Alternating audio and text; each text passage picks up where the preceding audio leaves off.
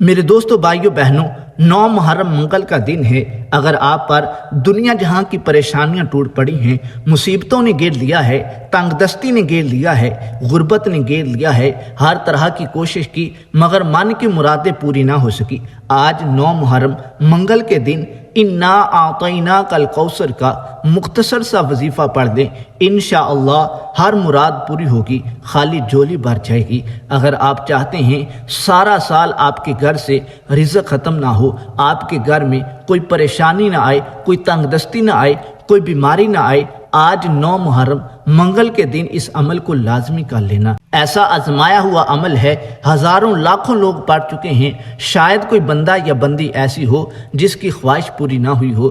آج 9 محرم منگل کا دن ہے، اگر آج کے دن بھی آپ نے اس وظیفے کو نہ پڑھا، سارا سال انتظار کرنا پڑے گا۔ 9 محرم منگل کے دن کا خاص وظیفہ ہے۔ آج میں آپ کو وہ غلطیاں بھی بتاؤں گا جو آپ وظیفہ کرتے وقت کرتے ہیں، جن کی وجہ سے ہمارا عمل قبول نہیں ہوتا۔ پہلی غلطی یہ کہ آپ وظیفہ پڑھتے وقت وضو نہیں کرتے۔ کوشش کریں سارا دن ہی باوضو رہیں، اگر یہ نہیں ہو سکتا تو کم از کم وظیفہ کرتے وقت لازمی باوضو رہیں۔ دوسری غلطی یہ کہ آپ دن میں 5 وقت کی نمازوں کا اہتمام نہیں کرتے۔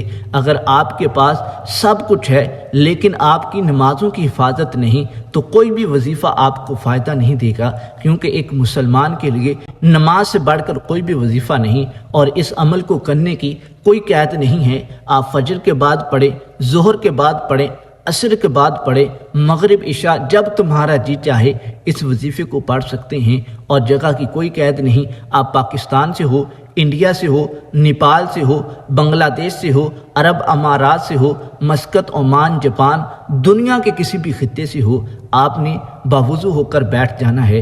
اور ایک غلطی یہ بھی کرتے ہیں کہ آپ وظیفہ کرتے وقت دوسروں کو بتاتے ہیں کہ میں تو فلاں عمل کرتا ہوں، میں تو فلاں وظیفہ پڑھتا ہوں۔ آپ نے جب وظیفہ پڑھنا ہے تو کسی کو نہیں بتانا، آپ نے تنہائی کے اندر پڑھنا ہے۔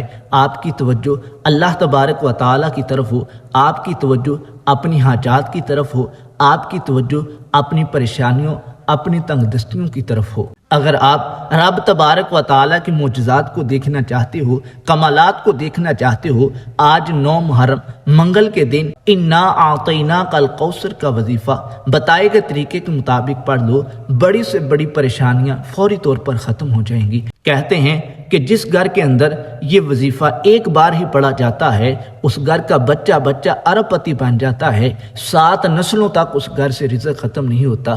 آج مہنگائی کا دور ہے، ہر کوئی مہنگائی کی وجہ سے پریشان ہے، گھر کے اخراجات پورے نہیں ہو رہے، بچوں کا خرچہ پورا نہیں ہو رہا، گھر نہیں چل رہا۔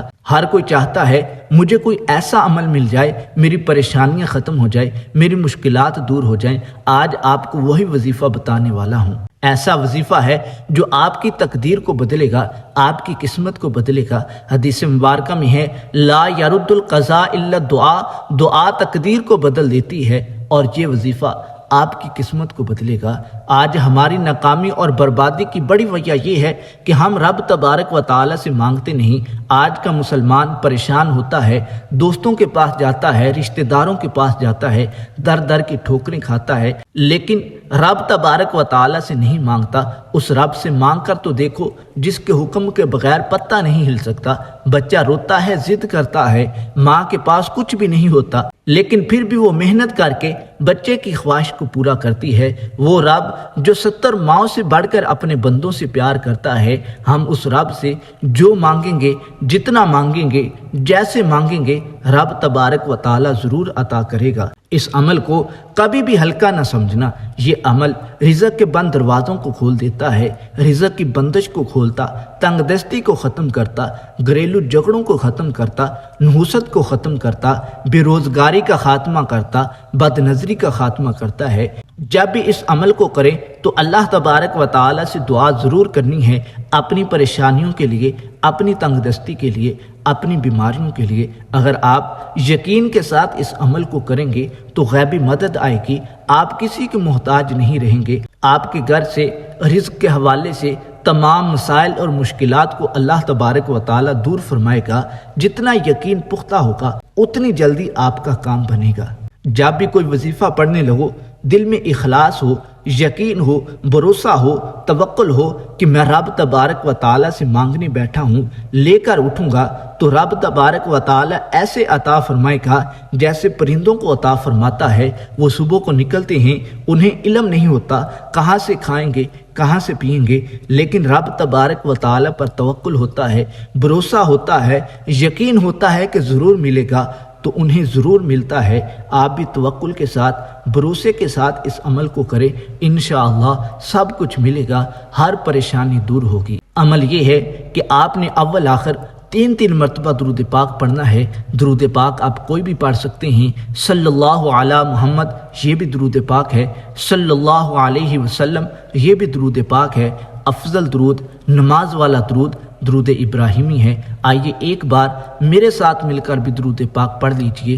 اللہم صلی علی محمد وعلی آل محمد کما صلیت علی ابراہیم وعلی آل ابراہیم انک حمید مجید۔ اللہم بارک علی محمد وعلی آل محمد کما بارکت علی ابراہیم وعلی آل ابراہیم انک حمید مجید۔ 3 مرتبہ درود پاک پڑھنے کے بعد آپ نے 101 مرتبہ سورہ کوثر کو پڑھنا ہے اور ہر بار لفظ ونہر کو 72 مرتبہ پڑھنا ہے۔ اس طرح انا اعطیناک الکوثر فصلی لربک ونحر ونحر ونحر ونحر ونحر، اور پھر سورت کو مکمل کرنا ہے۔